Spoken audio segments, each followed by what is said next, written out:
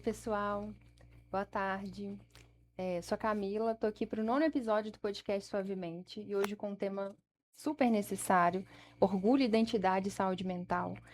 No último domingo, dia 28 de junho, foi comemorado, celebrado o Dia Internacional do Orgulho, LGBTQIAPN+.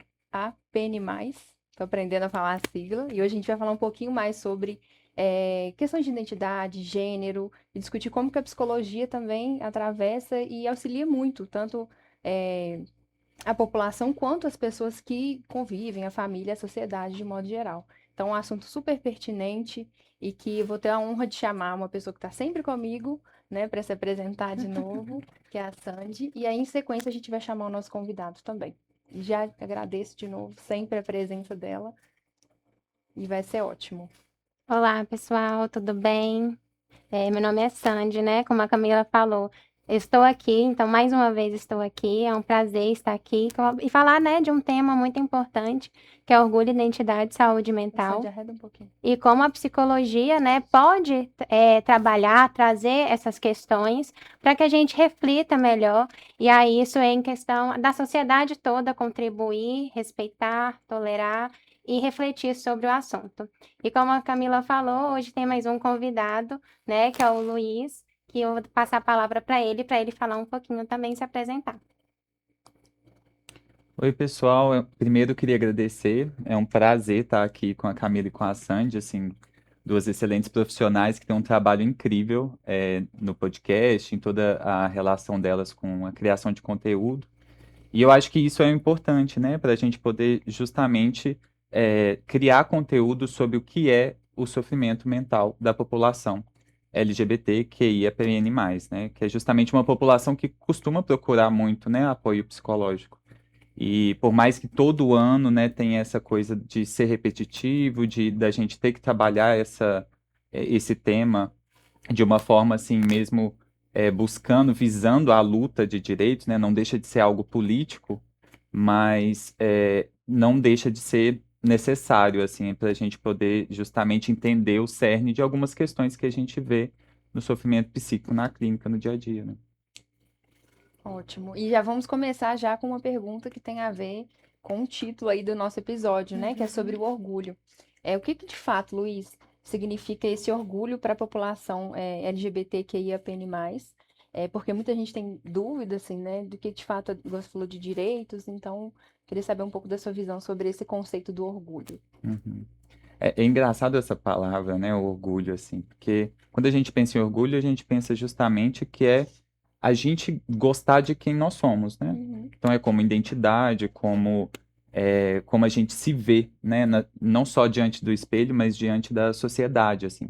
E eu acho que essa ideia do orgulho, né, da população, da comunidade, que é como a gente chama, né, vem justamente para a gente relembrar mesmo para a sociedade, nesse viés político, como que funciona a visão de mundo das pessoas que cresceram nesse lugar que é um pouco diferente do que a heteronormatividade coloca, né, na sociedade.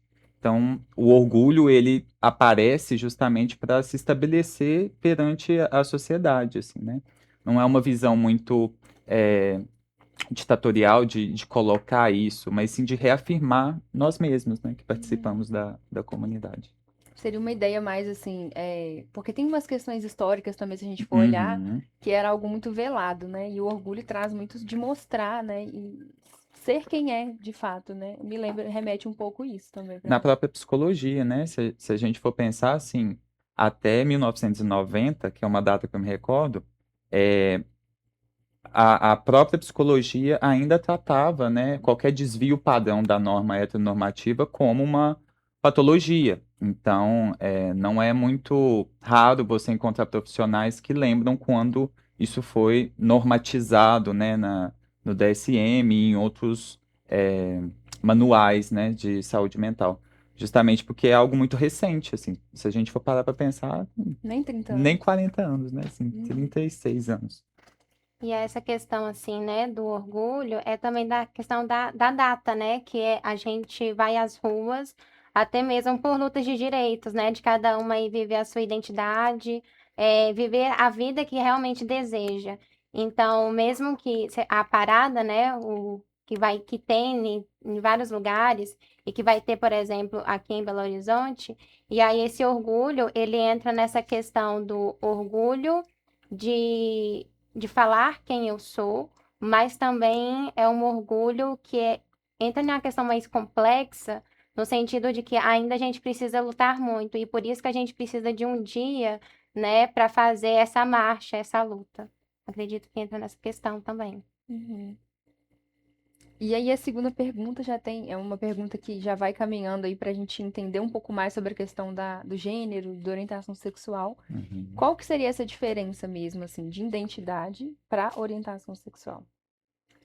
Eu acho que é muito difícil, igual a gente estava comentando, né, nos bastidores, essa relação, porque a sigla ela aglutina isso tudo ali. Então, para quem não é muito familiarizado, quem não participa ou pelo menos conhece alguém da comunidade, não consegue distinguir muito bem só pela nomenclatura, né?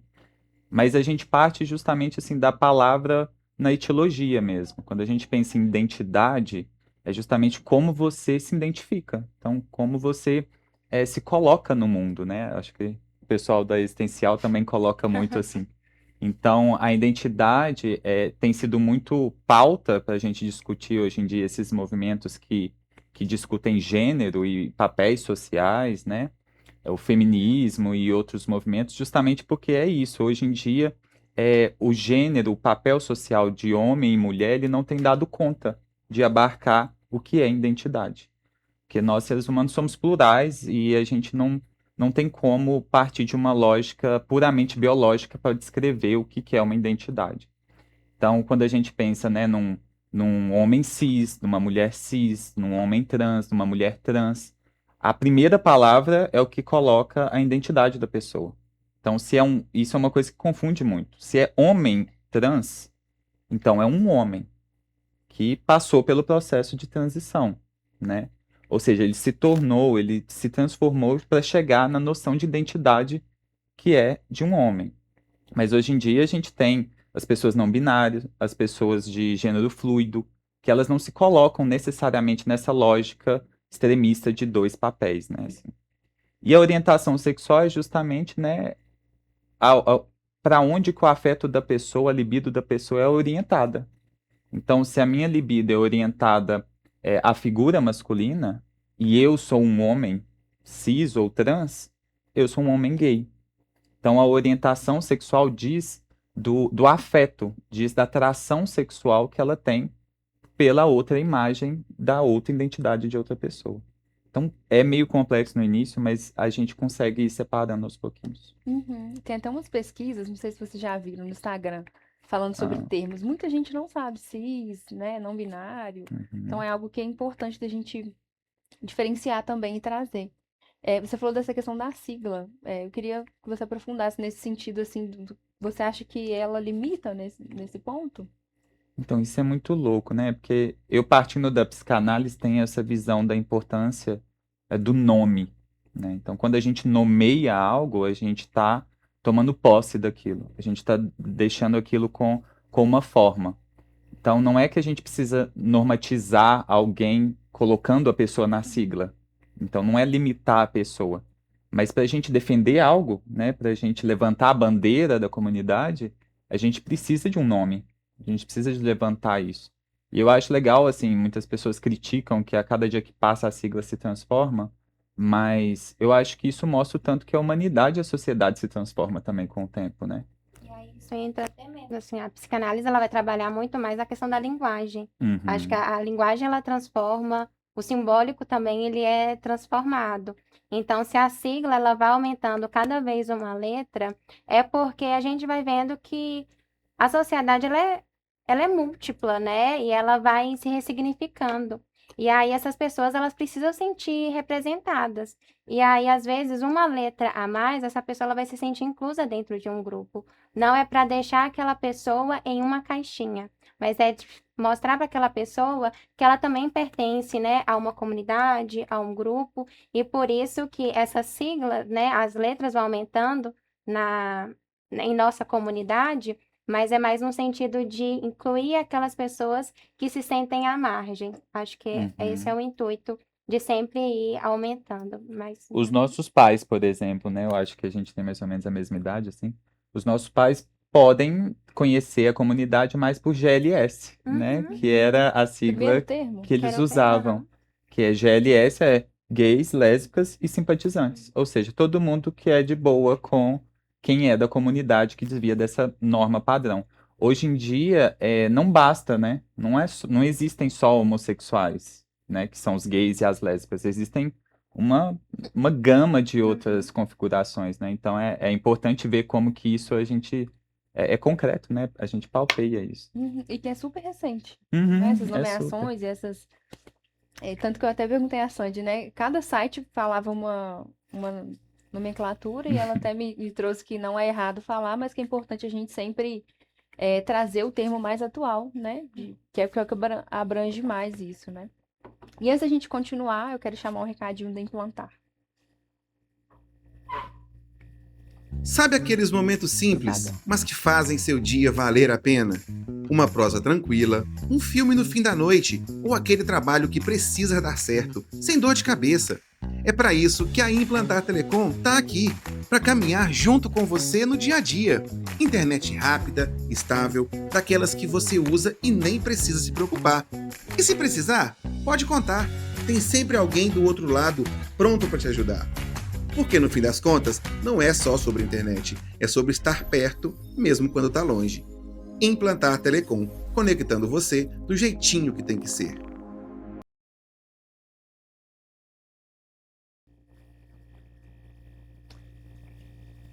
E agora a gente vai complementar, né, o assunto.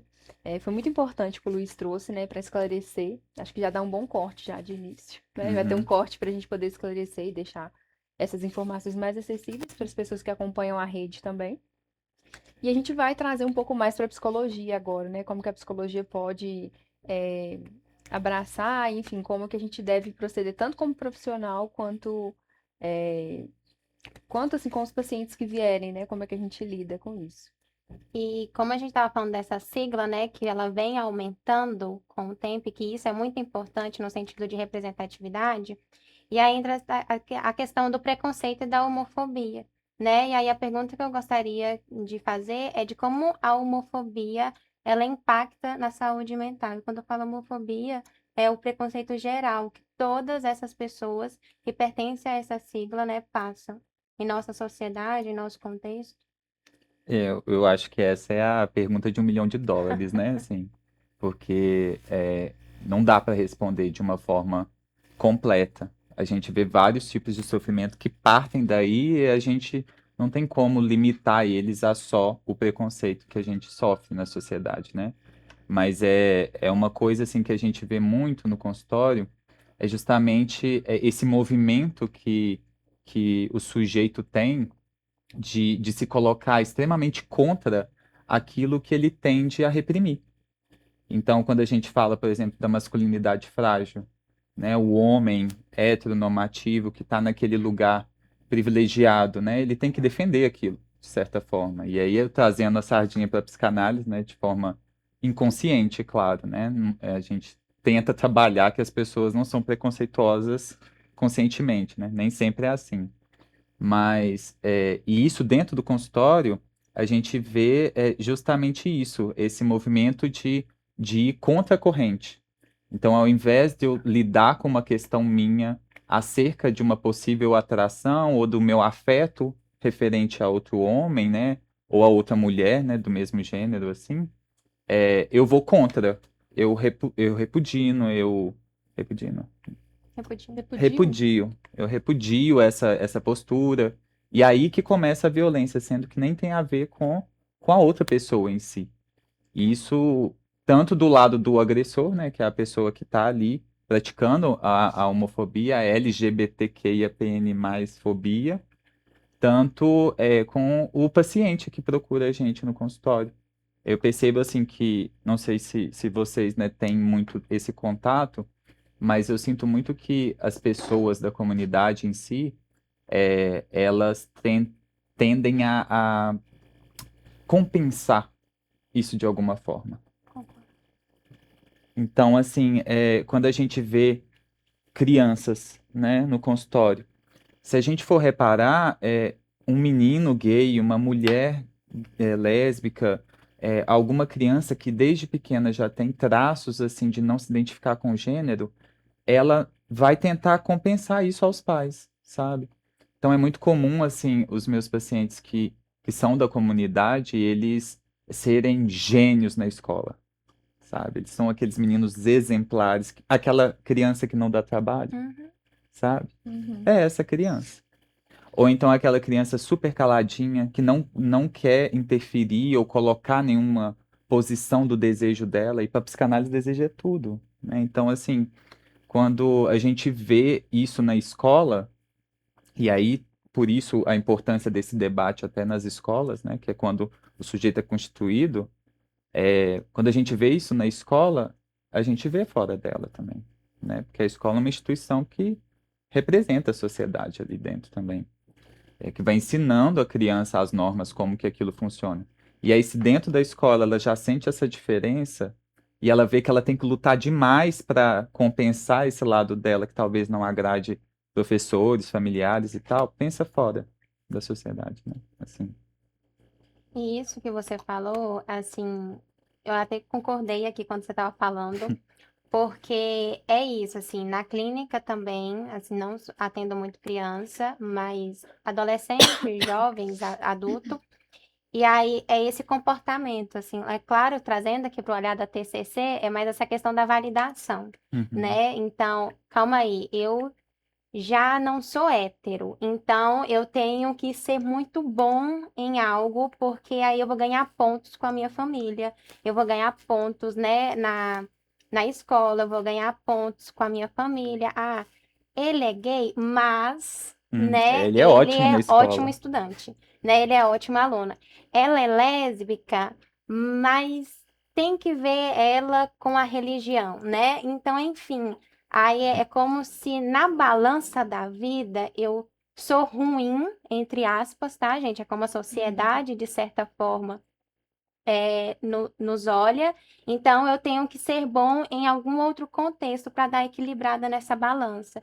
E aí isso atravessa a clínica de uma maneira que às vezes eu não estou dando conta e eu preciso externalizar, né? Eu não estou sendo talvez uma boa aluna nessa disciplina, mas eu tenho que ser porque eu já sou algo não tão legal, então não posso também não ser legal naquilo.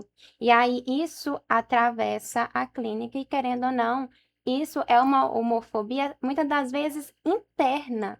É como se a pessoa não, eu já sou ruim aqui, já não sou o suficiente aqui, eu já não supro a expectativa da minha família aqui, então eu vou ter que suprir de uma outra maneira. E aí na clínica a gente vai trabalhar que você não nasceu para suprir a expectativa da sua família, Uhum, né? A vida, ela não é uma dívida, você não tem que satisfazer o seu pai, a sua mãe, a sua família a partir das suas escolhas e até mesmo orientação sexual, que não é uma opção sexual, né? A gente até quebra isso, assim, a gente não escolhe ser lésbica, a gente não escolhe ser gay, né? É uma orientação. Então, do mesmo jeito que a pessoa, ela, de certa forma, ela nasce hétero, ela também pode nascer homo, né? Tem um vídeo do Drauzio Varela que eu acho ele incrível, que ele traz muito isso, e até mesmo na questão mais biológica, a questão dos cromossomos, né? Que eu acho super válido, depois vocês podem procurar. Então, voltando, né, nessa questão da homofobia, de como isso atravessa a clínica, né? Muitas das vezes não vai ser uma fala direta que os nossos pacientes vão trazer, tipo, ah, eu sofri homofobia porque me chamou de viado, ou porque me chamou de sapatona, né? É mais nessa questão de eu preciso me colocar em um lugar que eu preciso ser minimamente o suficiente. E aí, muitas das vezes, isso não é trabalhado fora, né, na família. E acha que homofobia é mais uma coisa mais direta. E essas falas indiretas acaba atravessando de uma maneira muito ansiogênica e aí a pessoa ela se torna uma pessoa ansiosa, com comportamentos, né, trazendo sintomas depressivos, e que isso, né, a gente vai trabalhando. Sim, eu ia falar justamente isso, porque isso não vem tão claro. Eu acho que Uhum, no processo isso vai, a gente vai ajudando o paciente, né, e a gente também entendendo os processos e como ele foi criado, o contexto, né? mas isso vem através dos sintomas ali, né? Sim. Então, uma pessoa que geralmente procura, tem os pacientes que procuram ajuda para autoconhecimento, mas eu vejo que isso para mim é errado. Geralmente chegam as pessoas com num nível de sofrimento maior, assim, já está no limite, né? O copo transbordou Aham. e aí eu vou procurar ajuda. E geralmente vem através disso, ansiedade, depressão, geralmente, né? E aí a Uhum. partir disso a gente vai destrinchando, é um processo. A gente costuma falar muito Sim, aqui sim. sobre isso, né? E é tão internalizado essa questão, igual a Sandy falou, dos pais, né, de tentar compensar, Compensar. Uhum. que às vezes os pais nem acham ruim, sabe? Assim, eu já tive vários pacientes que estavam nesse processo dessa ansiedade de assumir para os pais, né? Eu acho que assumir também é uma coisa muito, Aham. né, assim, a gente ter que se autodeclarar, né, algo, né? Eu acho isso muito importante de entender o que é o significado para cada um. E muitas vezes os pais são super acolhedores e o paciente, o sujeito fica achando que os pais seriam super homofóbicos ou preconceituosos, né? A gente tem que pensar na parte boa também, né? Aham. De alguns pais que são acolhedores, Aham. mas é que essa casca grossa, né, assim, internalizada, inconsciente, já passa para o filho que talvez os pais não vão gostar dele assim, né? E aí é muito importante a gente pensar nessa coisa da identidade, porque como a sigla, né, a identidade e orientação sexual fazem a gente entender como a gente se coloca no mundo, os nossos pais não nos aceitarem, não é só sobre a sexualidade, né? É sobre tudo que vem junto com ela, né? Não dá pra gente pensar numa criança, numa menina é, que pensa em ser princesa, que quer um príncipe encantado, quer casar e ter filhos e não pensar na sexualidade. Não tem como.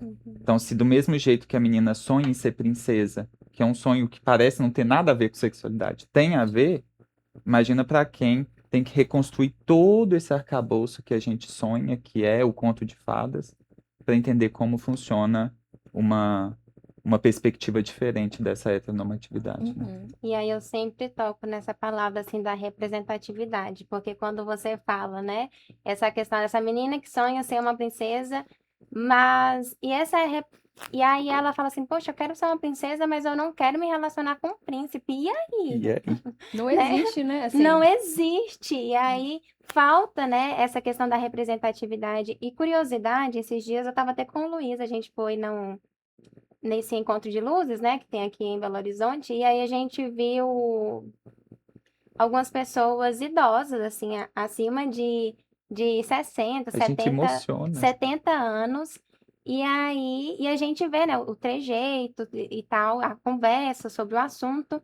e a gente fala assim, cara, isso é muito bacana, porque eu tô vendo um futuro que eu me vejo representada. E isso é muito bonito, né? E hoje eu estava até falando com a Camila no WhatsApp. Cara, hoje eu tô lembrando de como eu assumi para minha mãe, eu comecei a ficar sentida, emocionada. emocionada. Porque não é fácil para algumas pessoas, para outras pessoas é algo mais tranquilo. Para outras, querendo ou não, trazer esse assunto, essa comunicação, não é fácil, principalmente de uma família que não sabe comunicar, conversar. Então, como é que eu vou trazer um assunto, né? Quando eu falo eu, agora é geral mesmo. Um assunto que atravessa N fatores na família, principalmente religião, né? E aí é algo que atravessa a clínica também, e aí de como nós, né, psicólogos, vamos intervir isso. E não precisa ser um psicólogo gay ou uma psicóloga lésbica ou um psicólogo trans ou uma psicóloga trans, né? É qualquer psicólogo de estar por dentro, né, dessa questão do letramento. E aí entra letramento racial, mas também desses assuntos, de como acolher o sofrimento dessa pessoa. Você não precisa, de certa forma, viver o que ela vive, mas o fato da escuta, do acolhimento, de trazer estratégias, de trabalhar crenças, né? Que é aquilo que o Luiz falou assim.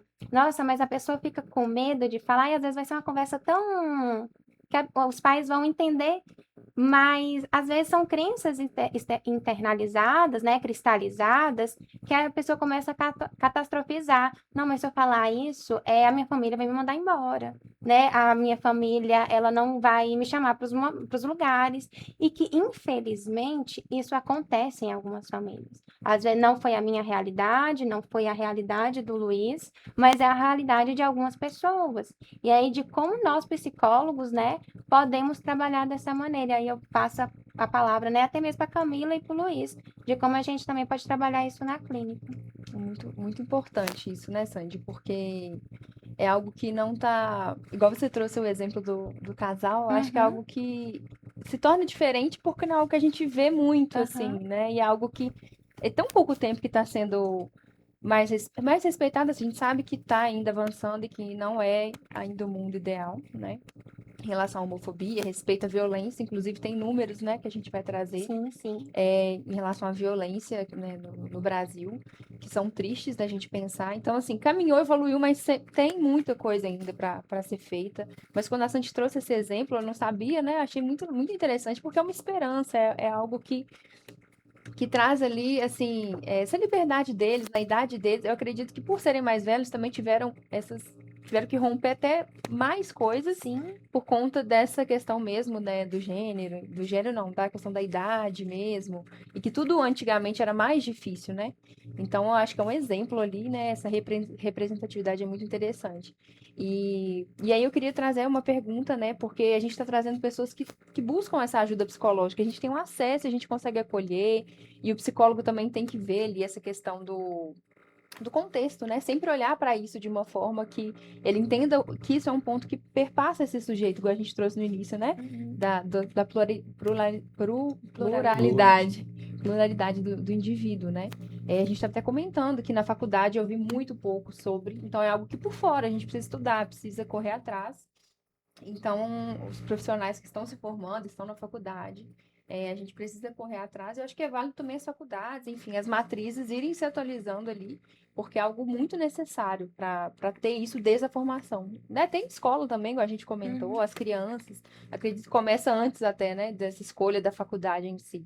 Algo que deveria ser já desde o início, né? Então, se as crianças fossem ensinadas desde o início a respeitar e a ver de uma forma que não seja preconceituosa, porque muitas crianças também reproduzem o que a família passa, e aí se torna um ciclo, né, de reprodução. Então, eu acredito que a gente tem que ir na raiz aí também disso, da questão pública mesmo, da educação, né? E aí eu queria perguntar para o Luiz, assim, o que ele acha das pessoas que não procuram ajuda? Porque a gente está falando de pessoas que a gente tem um acesso, a gente consegue trazer essa consciência de tudo que a gente está falando, né? Através do processo terapêutico ali. Mas e as pessoas que não procuram? Quais os possíveis receios? Por que você acha que ainda tem uma parte da comunidade que tem essa dificuldade? Eu acho essa pergunta muito boa, porque às vezes, igual a Sandy tinha comentado também, o paciente que chega no consultório, ele reclama de uma coisa que não tem nada a ver com sexualidade a priori. Então a gente pensa assim, não, a gente vai trabalhar a ansiedade para fazer prova. Não, a gente vai trabalhar ansiedade, a fobia social, ou falar em público, né? Então, assim, se essa pessoa que chegou a procurar não teve consciência de que pode ter uma raiz realmente dessa normatividade, né, é, heterofabricada, digamos assim, na raiz do sofrimento dela, imagina quem não procura. Então, quem não procura, eu acho que tem, às vezes, um processo que ainda tem que passar, né, e isso eu acho que é aquilo, a psicoterapia é para todas, mas não é para todo mundo? Como que é que a gente fala? A psicoterapia. Eu adoro essa frase, mas. Que é justamente Qual o isso, sentido assim. dela? É no sentido Não sabe. de que não é todo mundo que vai procurar a psicoterapia, porque não vai entender o porquê que ela é necessária, né? Então, quando isso acontece, a pessoa ela tem que passar por um processo em que ela mesma vai identificando que aquilo está se estralando, né? De alguma forma, aquilo está indo para outras áreas. Então, é um processo assim que a gente vê com pessoas que criam essa resistência também.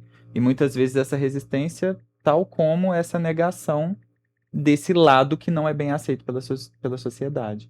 Então, se esse lado meu não é aceito pela sociedade, eu não vou querer trazer ele em pauta, nem na psicoterapia, né? Então, eu acho que isso também acaba aparecendo como uma forma de resistência, sabe? E aí, essa coisa da identificação, essa coisa da gente poder ser representado, da representatividade, é que pode tocar essas pessoas, né? É que pode fazer elas verem que aquilo ali também é amor, aquilo ali também é identidade, aquilo ali também é humano, entende? Então, é por isso que eu acho que é mais uma importância da representatividade, tocar essas pessoas. Uhum. Mas eu também acredito, né, que esse receio de algumas pessoas por procurar terapia entra muito de uma questão assim, já teve experiência, não foi uma experiência legal, e aí tem um medo ou um receio de voltar para esse processo terapêutico novamente. E aí achar, por isso que eu falei dessa questão do letramento, para que a pessoa ela passe, né, em um psicólogo, passe em outro psicólogo, passe em outro psicólogo, e a forma como esse profissional está trabalhando esse assunto. Porque senão ela vai falar assim, ninguém está me entendendo, então realmente eu sou um erro. E que na verdade não. Então, acho que tem essa questão. E tem um ponto também que a pessoa, ela acha, muitas das vezes, que ninguém vai entender o que ela está sentindo. Ninguém vai compreender, ou ouvir, ou trabalhar aquilo que ela sente, os sintomas manifestados. E aí vem de uma questão de experiência mesmo. É você indo à terapia e ver como vai ser a sua experiência e de como o profissional vai trabalhar esse assunto com você. Mas às vezes não vai ser de maneira direta, às vezes vai ser de uma maneira indireta, até mesmo como o Luiz trouxe aqui, né? De uma maneira, muitas das vezes, inconsciente, podemos dizer. Mas às vezes, algumas pessoas elas vão trazer esse assunto direto, mas outras não. Elas vão trazer de maneira mais camuflada. E aí, um profissional que entende, de certa forma, desse assunto vai trabalhando. E em relação a isso, é o que a gente sempre frisa aqui desde o primeiro episódio, é não ficar com uma experiência única aí da terapia, Sempre, né? aham. Eu também já tive experiências ruins, não pela pessoa, né, pelo profissional, mas pela abordagem, não rolou a identificação. Uhum. Ainda mais em relação à questão da orientação sexual, precisa ter um acolhimento, Sim. uma sensação ali de segurança para a pessoa. Então, se não Claro. acontecer isso, existem muitos profissionais, então procurar, né? Muitos sites já têm a descrição, Sim, né, do sim. tipo de público, enfim, da experiência do profissional, acho que facilita. E não ficar com essa experiência única, dá a oportunidade de se abrir também para outras pessoas, né? E como que a sociedade, que eu comentei da questão da educação, né, de incluir nas políticas públicas, nas faculdades em si, como é que, tirando essa parte, né, como é que a sociedade pode ajudar nesse ponto de um melhor manejo? É claro que é um pouco meio óbvio, assim, não praticar a homofobia, né?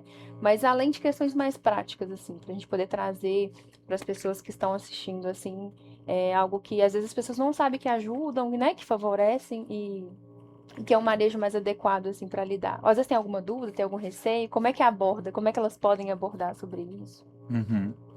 Bom, eu acho assim que tudo cabe muito da gente exercitar esse senso crítico, Uhum. para começar. Vamos pensar em transformações individuais, para começar, porque quando a gente fala como a sociedade pode ajudar, fica uma coisa muito abstrata, assim, nossa, eu sou a sociedade, eu posso ajudar?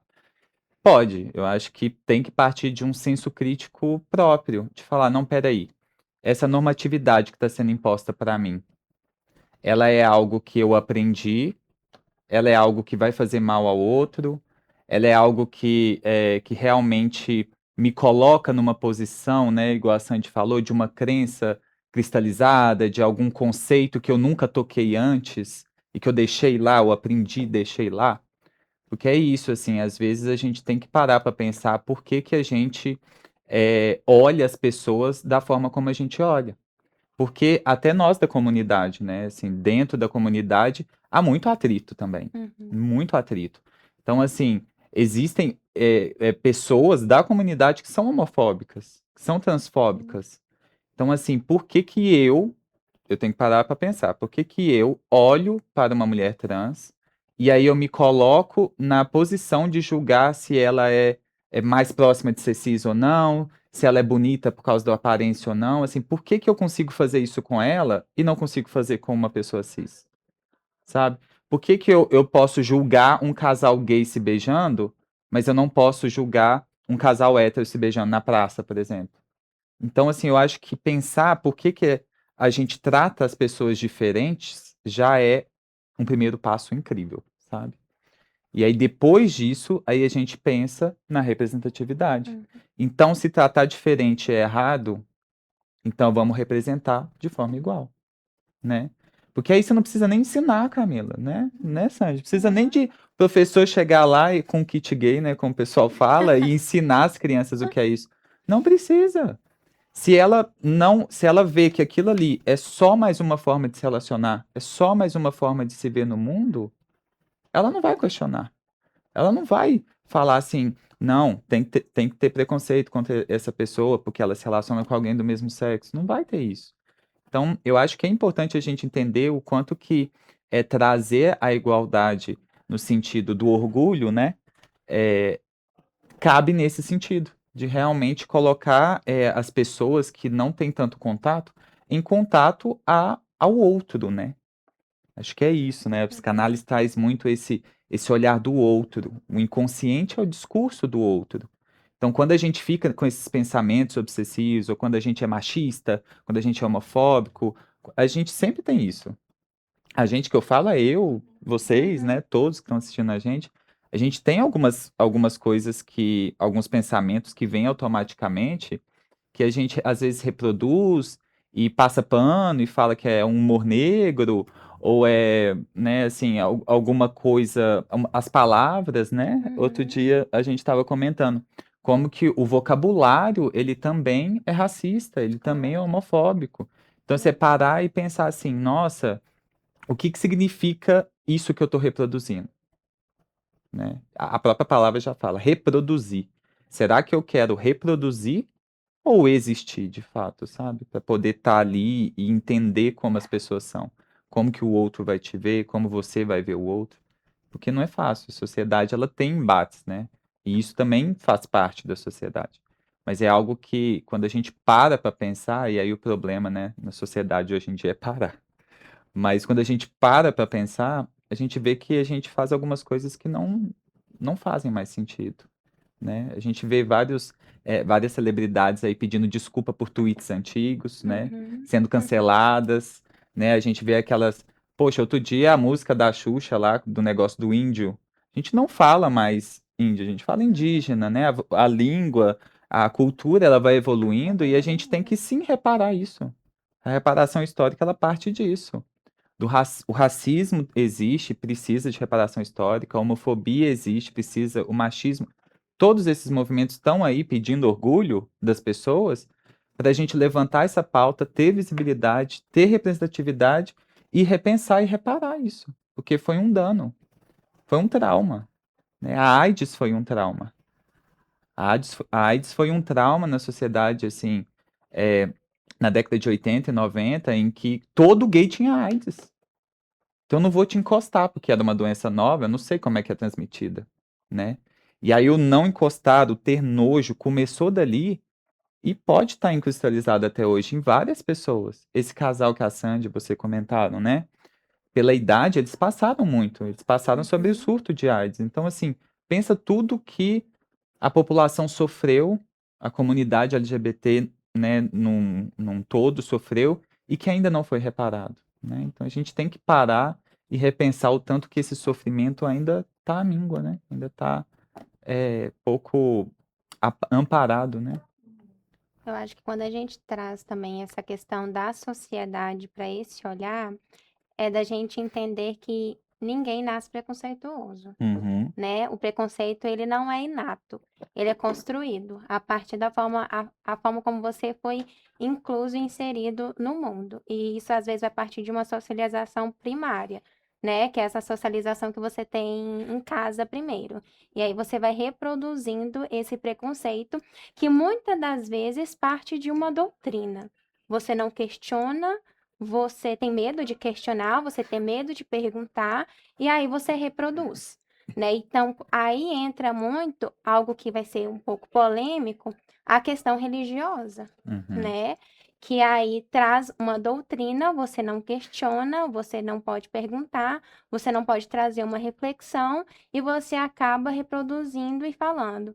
A homossexualidade é pecado. Ou quando era homossexualismo, né, com o sufixo ismo, que a OMS, em 1900 e alguma coisa, tirou esse sufixo ismo e colocou homossexualidade, porque não é uma doença. Então, quando a gente começa a trazer essas informações, né, isso vai fazendo com que a sociedade ela vai refletindo, mesmo que aos pouquinhos, né? Então, às vezes, o Instagram, né, traz aqueles vídeos, tipo, a água tá cheia de terra, aí vai colocando água, vai colocando água, vai colocando água, e a água fica cristalina. Vocês já viram esses vídeos? Já, sim. E aí, é um clássico, né, assim, do Instagram, mas eu gosto de trazer esses exemplos de senso comum, porque é onde atravessa, né, praticamente todos vocês, é para ver a potência do questionar, do refletir e de você também se colocar no lugar do outro. E aí eu gosto muito de trazer o termo da empatia, trazendo junto com a questão até mesmo do nome social, que é algo que a gente não conversou muito aqui ainda, né? A empatia, além de se colocar no lugar do outro, é tratar o outro como ele quer que seja tratado. Então, nossa, mas eu não concordo com essas pessoas que nascem com um sexo e quer se transformar em outra, né? Eu não concordo com essas pessoas que têm um nome tão bonito na certidão e quer mudar, né, para um outro, né, ligado ao gênero masculino. Aí essa é a questão, assim. A sua, não é sobre isso, não é sobre se você gosta ou se você não gosta. A sua opinião nesse momento é insignificante. Então, aqui parte o momento de refletir e de você entender o lado do outro. Se aquela pessoa, ela tem, né, podemos dizer, o fenótipo, né, a questão, a construção social de uma mulher, mas ela quer ser chamada de ser chamada de João, o que você vai fazer é simplesmente de chamar ela de João, né? Ah, mas é esse o nome da identidade dela. Até porque, né, em 2000 e alguma coisa, 2009, que começou a ter, 2009, não é isso? 2009 que começou a ter essa questão do nome social, né, em formulário, como por exemplo, o próprio Enem, né, para que a pessoa ela se sinta respeitada, porque o nome é algo simbólico e é importante de que a pessoa ela se sinta bem. Para alguns é algo, né, insignificante, para outras pessoas, isso é um atravessamento muito forte. Então, quando eu trago, né, essa minha fala, trazendo em relação à sociedade, é porque que a gente sai da nossa bolha, a gente sai da forma como a gente foi doutrinado, muitas das vezes pela própria religião, e começa a refletir, não, tem outras verdades, tem outras formas de amar, tem outras formas de manifestar. Se você não quiser concordar, é um problema seu, mas você minimamente tem que respeitar. Literalmente, o É problema isso. não é grosseria, né? Não É uma é. questão que é sobre isso, né? Assim, parece uma coisa tão óbvia de entender, assim, não diz respeito a você gostar ou aprovar, né? Enfim, Uhum, é uma coisa que não é sua escolha, né? Eu acho que é fácil de entender na teoria, mas algumas pessoas eu acho que insistem. A gente traz muito isso na TCC sobre coisas que estão no seu controle e coisas que não aham, estão. Isso Uhum. não está no seu controle. E tem gente que quer mudar, né? Fala a questão da cura gay, que é até uma coisa que eu acho interessante a gente trazer um pouco do que aham. de fato seria essa cura gay, né? Entre aspas. E a questão da religião é muito É complexa e complexo. é polêmica, porque muitas pessoas já vão ver o título do vídeo e já podem ter mil julgamentos e Aham, várias questões envolvidas. E realmente é pregado ali de diversas formas, eu também não tenho acesso, mas a gente sabe que é pregado ali falas que é, dificultam esse avanço ali em algumas uhum, religiões. E é reprodução, né? A pessoa não questiona, né? Vai seguindo e uhum. vai julgando quem escolhe, né? Diferente do que eles pregam ser certo. Eu acho que isso é em qualquer, não só a sexualidade, mas em relação a qualquer escolha que a pessoa faça, né? Se ela quer fazer uma escolha para a vida dela que você não concorde também, acho que cabe a gente entrar nesse ponto do respeito. E é o que mais falta hoje em dia, eu acho, assim, para as Sim. pessoas ao Uhum. respeito. Esses dias aconteceu uma situação, porque a gente julga o tempo todo, né? Uhum, Somos claro. seres humanos que, no pensamento, né?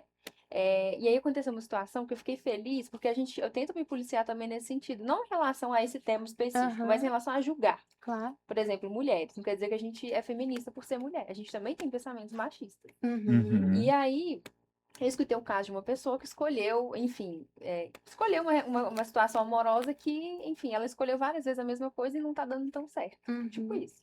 E quando eu escutei isso, eu não julguei do tipo assim, nossa lá, ela é boba, sei lá, Uhum. julgar qualquer tipo. Eu só escutei e pensei, eu consegui ficar neutra, assim, em Uhum. relação a isso. Era na vida mesmo, era nem Aham. atendimento, nem nada. Eu falei, não, fiquei feliz. Eu acho que foi um avanço que eu consegui, assim, é uma escolha dela. Se ela tá nesse lugar, ela quer estar ali, tá tudo bem, sabe? Não Uhum. cabe a mim ficar, não, mas ela é assim. Ah, mas ela devia ver diferente. Não. Eu fiquei feliz, sabe? Acho que a gente tem que se Aham. policiar nesse sentido também, igual que você Uhum. falou, de entender o quanto é diferente, o quanto a gente às vezes faz esses pré-julgamentos, né? Mas muito importante o que a Sandy falou, é isso, vai virar um corte, né? Aham.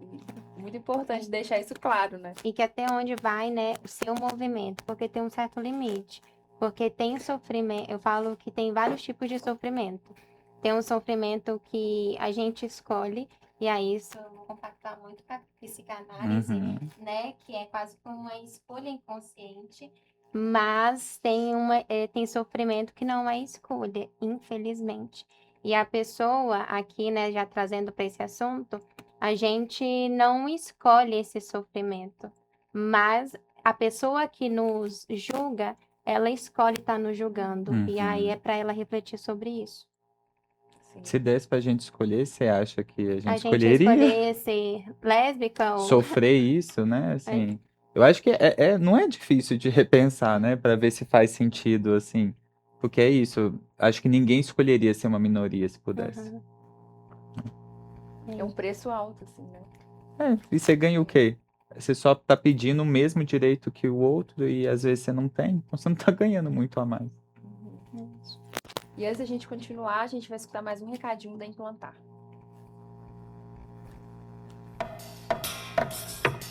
Sabe aqueles momentos simples, mas que fazem seu dia valer a pena?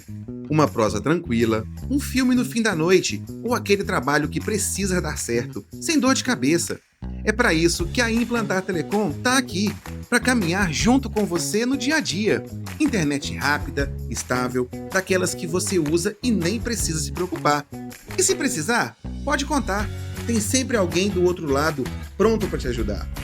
Porque no fim das contas, não é só sobre internet, é sobre estar perto, mesmo quando está longe.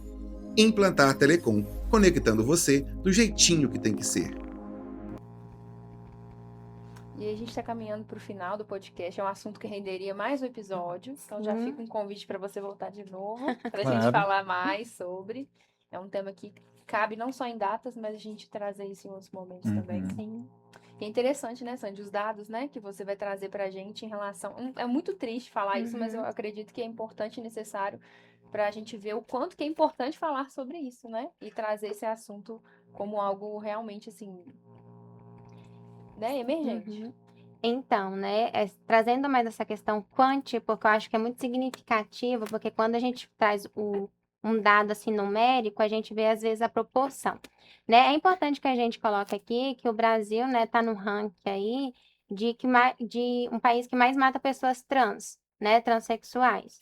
E aí é da gente refletir, né? Às vezes não é no contexto onde você tá, que não tem esses dados, que isso não está acontecendo no Brasil inteiro, né? E aí, alguns dados aqui, né, do governo, eu vou, né, pegar a minha colinha, que a, né, a maioria aí, né, traz, assim, esmagadora das vítimas fatais foram mulheres trans, com 93,7%, e sendo elas, né, 78,7% são negras. E aí, traz uma margem, né, até de 35 anos de idade.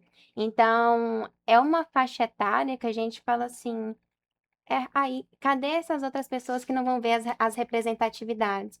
Então, é um dado muito significativo, né? A gente não abarcou muito também sobre essa questão, né, de transexuais, transvestis, né? Mas é importante que a gente entenda que é um assunto muito amplo, né? E aí, é como Camila falou, às vezes a gente vai trabalhar isso em um próximo encontro e episódio. Mas quando a gente traz esses dados, é para mostrar o quão isso é impactante, né? Que a gente não está em um ranking aí que a gente vai ficar orgulhoso, a gente vai ter que ficar reflexivo de como é que tá os nossos comportamentos, né? Como sociedade, como sujeito, como cidadão. E eu acho que é interessante também, já que a gente falou de orgulho e de busca política por direitos, né? A gente deixar isso, né, para o público justamente uma vitória que foi a conquista de 2019, de finalmente conseguir regulamentar, né, os crimes de ódio contra a população da comunidade LGBT, né? Uhum, Como equiparado ao crime de racismo, né? Então, assim, por mais que muita gente pensou, nossa, mas não tem nada a ver com cor e raça, né? Eu acho que é importante porque tá nesse mesmo âmbito do crime de ódio. Então, hoje, no Brasil, homofobia e transfobia é crime. uhum, E tem pouquíssimo tempo. Em 2019, 7 anos. aham. Muito É algo pouco. muito É o que a gente recente. falou, né? A lei ela é aplicada, mas demora um tempo ali, né, Aham, para surgir sim. efeito. Enfim, gente, é muita coisa para falar, né? A gente vai ter outros momentos aí. Isso. Quero agradecer vocês, né, pela participação, a Sandy, Luiz, foi um prazer, acrescentou muito. Muito legal trazer os canais também para Aham, traz conversar. Uhum. esse olhar. Prazer é o meu. Acrescenta muito. E eu queria deixar um espacinho para vocês se despedirem, né? E deixar aí para vocês, a gente curtirem, comentar, trazer aí novos temas, novas perguntas que vocês queiram para os próximos episódios também. A gente já vai fazer um próximo, já está definido, né? E aí vocês trazem aí as perguntas e coisas que vocês gostariam que a gente Sim. trouxesse mais. Mas já agradeço muito vocês e todo mundo que está assistindo e assistiu até agora. E eu vou deixar vocês darem um recadinho final. Ok. Uhum. Pessoal, agradeço, né, por estar aqui e trazer, né, esse assunto muito importante. É um assunto que, infelizmente, que a gente tem que ficar sempre tocando, porque, querendo ou não, é algo que nos atravessa, mas felizmente, porque a gente tem espaço para trazer esse assunto. Agradeço, Camila, pelo convite, agradeço, Luiz, pelas palavras também, pelo olhar da psicanálise. Gente, eu queria agradecer. Eu acho muito bonito, assim, igual a Sandy disse, dar esse espaço para debater algumas questões que estão sempre em voga e que fica parecendo que ainda nunca vai ser o suficiente, né? E eu acho que é muito importante a gente continuar debatendo sobre isso. E é isso, eu só estou muito grato de estar aqui. Obrigado mesmo, viu, pelo convite. Foi A um gente que prazer. agradece. A gente Foi agradece. ótimo.